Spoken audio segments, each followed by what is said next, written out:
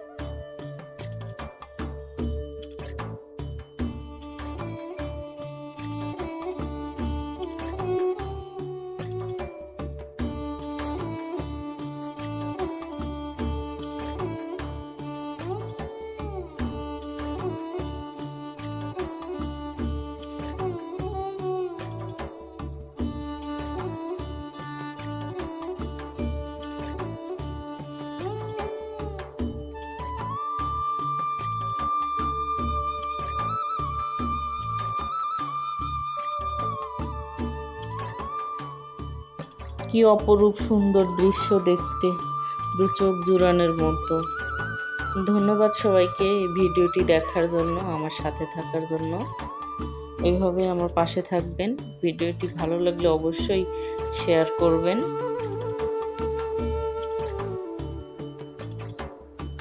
দেখুন কি সুন্দর নীল আকাশের নিচে নীল পানিগুলোর কিন্তু স্রোত এখন কমে গেছে আর একদম শান্ত হয়ে আসছে ধীরে ধীরে।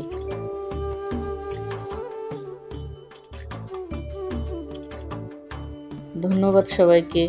Thanks for watching. আল্লাহ হাফেজ।